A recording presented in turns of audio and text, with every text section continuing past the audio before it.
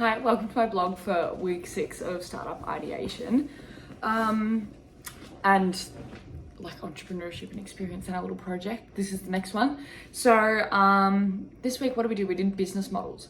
So we started talking about business models and we came back again to that like Venn diagram that we've been talking about of feasibility, like desirability, and then viability. So is it feasible, is it desirable, and is it viable? And if it hits all those three and that little bit in the middle, that's where we want to be hitting. We want people to want it. We want it to be like, what do? We want people to want it. We want it to be doable, and then we want it to be like feasible. So can we do it with the resources? Can we make money off it? And is it wanted?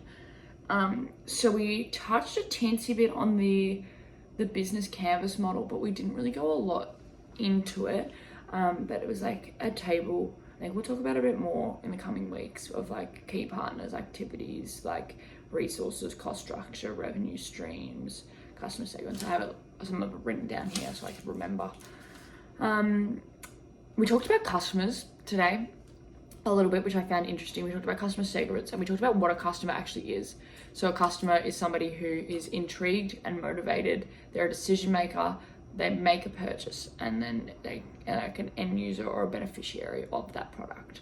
So that was really interesting, being like they are the decision maker, they make a purchase. And we talked about like kids going to a kindergarten, who's the customer for that.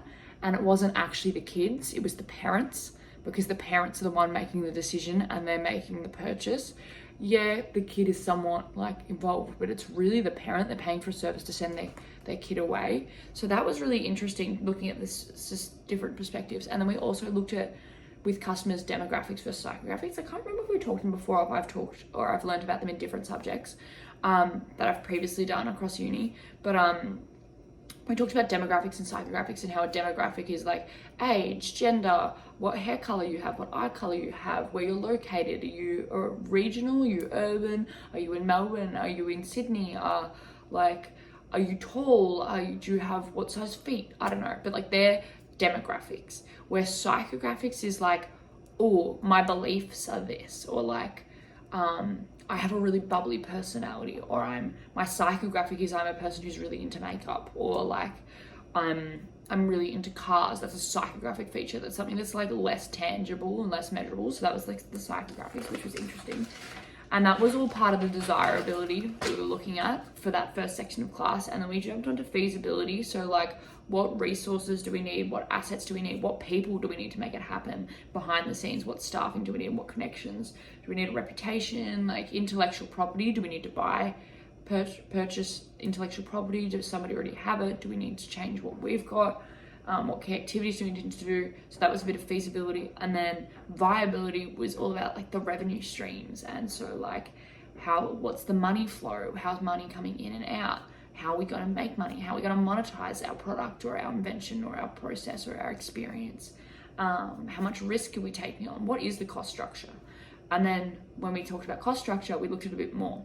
So we looked at like this coffee cup example of a cafe of like, what's the cost structure for this cup of coffee? Like what's the base cost? What's the expenses? What's the tax?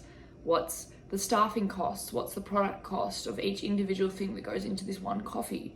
How much money are we charging for it? And then at the bottom we have our like total like cash flow, which is really interesting. So we talked about ours, and in regards to like our specific project, we talked about and calculating it. We did like a brief mock-up, and we did our product we're directed at young adults and students. So how many universities in Australia? How many students are there? Well, we're focusing specifically Victoria, so let's narrow it down more. So how many university students are in Victoria? Well, there's 1.5 million. Okay, fantastic. So in Victoria, and then we went to Melbourne, and then we were like, how much are we going to charge them per student? And then we put in how much we were going to charge them, and then we times them together, and then you get X amount of money, and then you subtract any like costs that you can think of. So for our thing, because we were doing an app and we'd have minimal staffing, there wasn't a lot of costs. It was really getting the app upfront cost to get up started, which was getting the app up and running, doing some marketing. There wasn't many staffing requirements because it doesn't really need staffing. An app can run itself most of the time.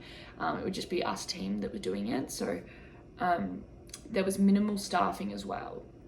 So our costs ended up being like pretty easy to go through, and we just have to refine that more before we go into our final presentation. That was really interesting.